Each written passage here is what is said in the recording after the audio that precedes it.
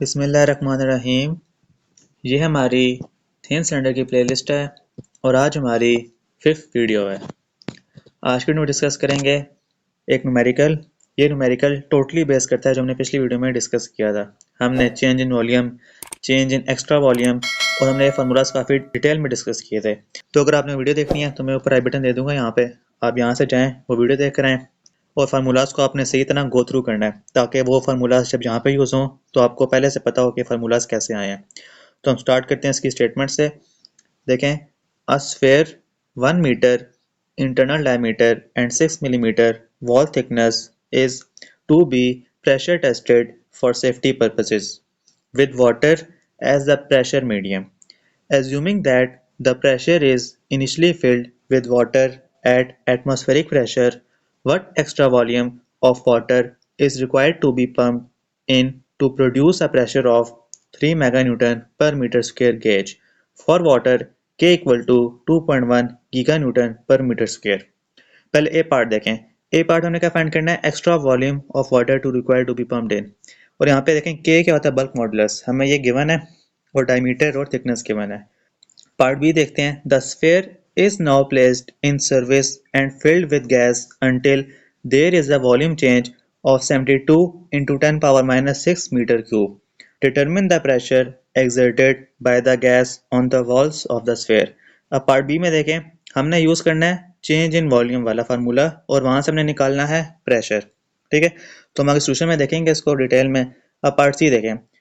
To what value can the gas pressure be increased before failure occurs, according to the maximum principal stress theory of elastic failure? For the material of sphere E equal to 200 giganewton per meter square, V equal to 0.3 and yield stress sigma y in simple tension is equal to 280 meganewton per meter square.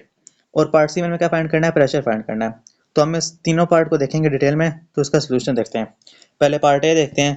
Bulk modulus of a fluid is defined as follows. Bulk modulus क्या होता है? कि equal to volumetric stress over volumetric strain. और हमने पहले discuss किया था volumetric stress क्या होता है? Equal to pressure P R to be raised. यहाँ पे प्रेशर कितना गिवन है? यहाँ पे देखें 3 मेगा न्यूटन पर मीटर स्क्वायर। और यहाँ पे देखें वॉल्यूमेट्रिक स्ट्रेन क्या होता है? Change in volume of water over original volume of water. ये हो जाएगा डेल्टा वी ओवर वी। और हमें यहाँ पे पता है फार्मूला क्या होता है? K equal to P R V over delta V. हमने पिछली वीडियो में डिस्कस किया था। और यहाँ से अगर हम निकालें डेल्टा वी तो क्या बन जाएगा? Delta V equal to P R V over K. लेकिन अगर आप यहाँ पे नोट करें तो यहाँ पे देखें कैपिटल वी की वैल्यू हमें नोन नहीं है, कैपिटल वी अननोन है। तो कैपिटल वी हम कैसे निकालेंगे? वॉल्यूम ऑफ स्फीयर क्या होता है? V equal to 4/3 pi R cube. तो हम वी की वैल्यू वैसे निकालेंगे, ठीक है, क्योंकि हम यहाँ पे देखें डायमीटर गिवन है, डायमीटर कितना है 1, तो रेडियस कितना हो जाएगा 0.5। वैल्यूज पुट करने के पास क्या आंसर आ जाएगा? वी का। देखें V equal to 4/3 pi R cube है। वैल्यूज पुट करें, प्रेशर गिवन है 3 × 10⁻⁶। के की वैल्यू देखें यहाँ पे गिवन है 2.1, के की वैल्यू देखें 2.1 गिवन है और यहाँ पे हमें वी की वैल्यू भी गिवन है। तो सारा सॉल्व करने का आंसर आएगा 0.748 मल्टीप्लाई बाई 10⁻³ मीटर क्यूब। अगला बी पार्ट देखते हैं इसका। Change in internal volume of spherical vessel delta V equal to 3p dv over 40 e 1 minus small V. अब यहाँ पे देखेंगे स्मॉल वी क्या है? पॉइसन रेशो, और कैपिटल वी क्या है? वॉल्यूम। तो हमें यहाँ पे देखें डेल्टा वी हमने निकाल ली है, सारी चीज़ हमें यहाँ पे नोन है और यहाँ से हम निकालेंगे p। ठीक है, तो वैल्यूज पुट करें सारी। देखें डेल्टा वी हमने पीछे भी फाइंड किया है और ये कैपिटल वी क्या है हमारे पास? देखें 4/3 पाई आर क्यूब और पॉइसन रेशो कितनी है? 0.3, तो ये हो जाएगा 1 माइनस 0.3। थिकनेस की वैल्यू कितनी है? 6 मिलीमीटर, तो उसको मीटर में कन्वर्ट करें क्या आ जाएगा? 6 × 10⁻³ ई की वैल्यू हमें गिवन है मॉडुलस ऑफ इलास्टिसिटी 200 × 10⁻9। ये कैसे आया है? देखें 200 हमें गिवन था 200 गीगा न्यूटन, तो गीगा कितना हो रहा है? 10⁻9। हमने यहाँ पे देखें सारी वैल्यूज पुट कर दी हैं। अब यहाँ से हमें देखें रेड में ये पी हमारे पास अननोन है, तो पी हम फाइंड करेंगे। यहाँ से पी को अकेला कर लें, सारी वैल्यूज आप पुट करें, आपके पास क्या आंसर आएगा? 314 किलो न्यूटन पर मीटर स्क्वायर। ये हमारे पास क्या है? Pressure exerted by the gas on the walls of the sphere. अब पार्ट सी देखते हैं।